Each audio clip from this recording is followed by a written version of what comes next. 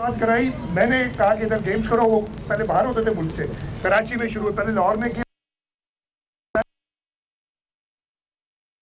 था, रौनकें बहाल हो गई थी।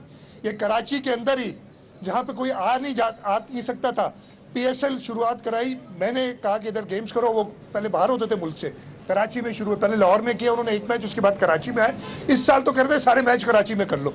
ये रौनकें बहाल कराची के अल्हम्दुलिल्लाह हो गई हैं। हाँ, दहशतगर्दी का सामना हमें है और ये हुआ है, उसका हम मुकाबला करेंगे। तो इसमें कोई तफरीक नहीं है और उसको पैदा करने की कोशिश भी ना करें, इसलिए कि वो नाकाम होगी।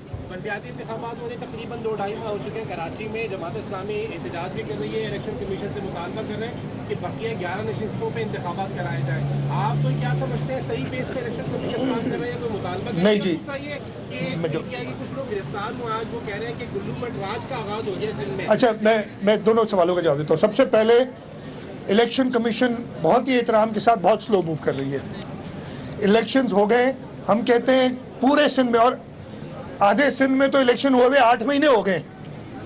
पूरे सिंध में इस वक्त आप जो मेयर और चेयरमैन, डिस्ट्रिक्ट काउंसिल के चेयरमैन, यूनियन का ये आपके टाउन कमिटीज़ वगैरह के चेयरमैन, इनकी म्यूनसिपलिटीज़ के चेयरमैन इलेक्ट करें, ये कहीं नहीं होता।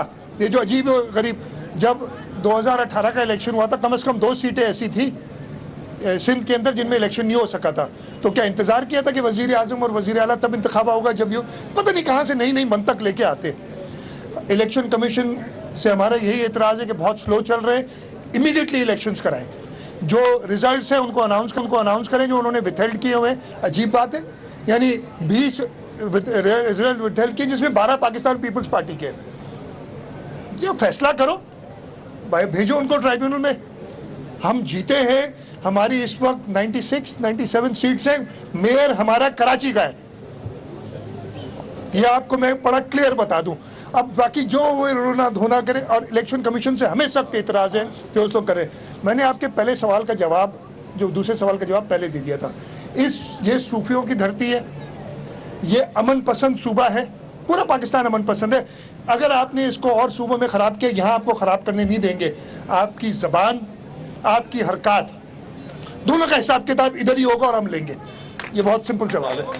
चलें जी, एक मिनट बस, मेरे ख्याल से आज बहुत है, काफ़ी हो गया। और एक मिनट, क्योंकि ये कराची गेम्स के हवाले से आज मुनक़्क़िद प्रोग्राम था और प्रेस कॉन्फ्रेंस थी, तो हम सब मिल के सीएम साहब की मौजूदगी में सब जोर से कहते हैं कि इंशाल्लाह कराची खेलेगा।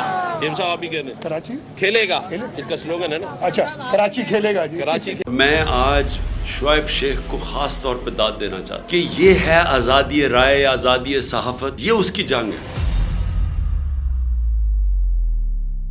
हर किस्म के दबाव के बावजूद शुएब शेख खड़े रहे इस मुल्क की उस सहाफत के साथ जो जमहूरियत का हुस्न है। एक वो सहाफत जो किसी प्रेशर में नहीं आती, जो किसी एस्टेब्लिशमेंट से नहीं खौफजदा होती। ये जो डाकू मुसल्लत किए गए हैं, इनकी रिश्वत नहीं लेती, वो है इस मुल्क की असासा। सहाफत वो असासा बन जाता है।